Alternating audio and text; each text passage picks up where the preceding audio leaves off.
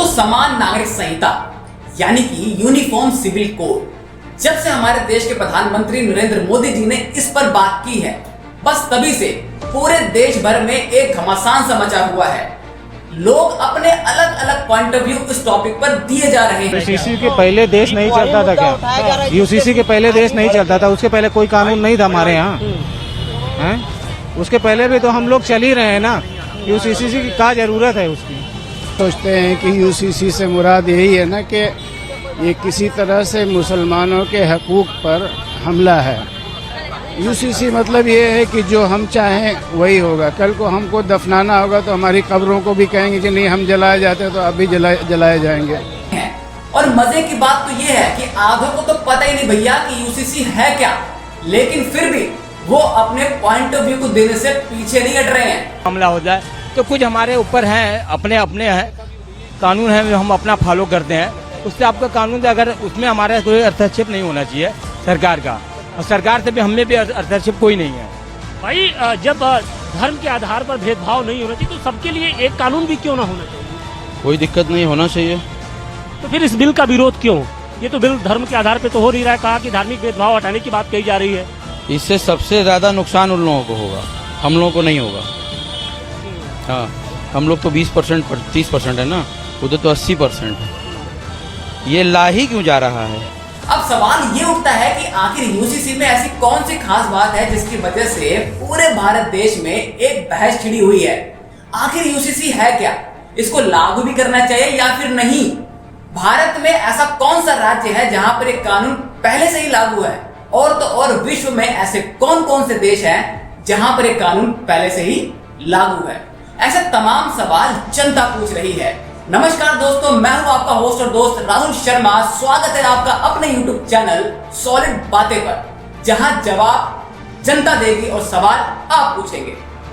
चलिए अपने वीडियो की शुरुआत करते हैं अपने पहले प्रश्न के साथ, जो कि है यूसीसी आखिर में है क्या? दोस्तों, समान नागरिक संहिता यानी कि यूनिफॉर्म सिविल कोड का मतलब है एक देश और एक कानून। अब इसको जरा ध्यान से समझना अपने दिमाग को खोलकर। हमारे देश के अंदर अलग अलग धर्म और जाति के लोग रहते हैं, और इन्हीं धर्मों के आधार पर अलग अलग निजी कानून पहले से ही तय किए जा चुके हैं। फिर चाहे वो हिंदू हो, मुस्लिम हो, सिख हो, ईसाई हो, जैन हो, पारसी हो, कोई भी हो। अब अगर मामला है विवाह का, या फिर मामला है तलाक का, या फिर किसी बच्चे को गोद लेना है, और तो और अगर संपत्ति के अधिकार का भी मामला हो, तो भी अलग अलग धर्मों के आधार पर इन मामलों पर भी अलग अलग निजी कानून पहले से ही तय किए गए हैं। अब भविष्य में अगर यूनिफॉर्म सिविल कोड कानून लागू होता है तो इन सभी धर्मों के आधार पर जो भी कानून तय किए गए हैं वो सभी कानून रद्द हो जाएंगे। यानी कि अब होगा क्या, वो समझो कि जो भी कानून भारत की संसद द्वारा बनाया जाएगा वो सभी धर्मों को समान रूप से फॉलो करना होगा, और जो उन्होंने निजी तौर पे कानून बनाए हुए थे पहले से, वो सभी के सभी क्या हो जाएंगे? कैंसल। बात समझ में आ गई? अब है क्वेश्चन नंबर 2 कि भारत में ऐसा कौन सा राज्य है जहां पर एक कानून पहले से ही चल रहा है? वो है जी गोवा। गोवा को संविधान में भी एक स्पेशल राज्य का दर्जा मिला हुआ है, जिसे गोवा सिविल कोड के नाम से जाना जाता है। गोवा में सभी धर्मों के लिए एक समान फैमिली लॉ है, यानी कि एक ही फैमिली लॉ है जो सभी धर्म को फॉलो करना पड़ता है। अब जरा समझिए ध्यान से। मान लीजिए कि आपको गोवा के अंदर शादी करनी है, आपने गोवा में शादी की। अब गोवा में शादी करने के बाद उसको कानूनी तौर पर तभी माना जाएगा जब आप उसको कोर्ट में जाके रजिस्टर्ड कराएंगे।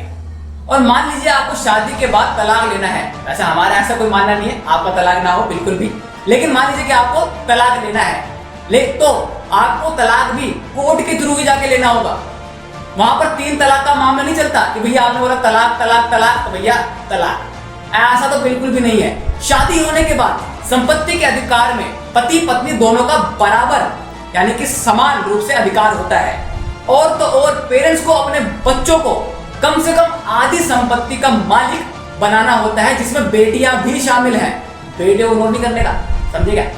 अच्छा, और तो मुस्लिमों को वहां पर 4 शादी करने की तो अनुमति बिल्कुल भी नहीं है। वहीं पर हिंदुओं को कुछ शर्तों के साथ 2 शादी करने की अनुमति दी गई है। बात समझ में आ गई? अब चलिए चलते हैं अगले क्वेश्चन के साथ, जो कि है क्या कभी भारत में यह कानून का जिक्र हुआ है कि नहीं। तो मैं आपको बता दूं कि 1835 में ब्रिटिश काल में ब्रिटिश गवर्नमेंट के रिपोर्ट में लिखा था कि सभी अपराधों, सबूतों और ठेकों को लेकर हमें एक समान कानून लागू करना चाहिए जिसको सभी फॉलो करें। बात समझ में आ गई? लेकिन फिर भी भारत देश के अंदर यूसीसी लागू नहीं हो पाया। कारण क्या था? भारत की विविधता यानी कि डाइवर्सिटी। बात समझे? यानी कि अलग अलग धर्म और जाति के लोग जब भारत देश में रहते हैं इतने, तो भैया ये कानून कैसे लागू करें?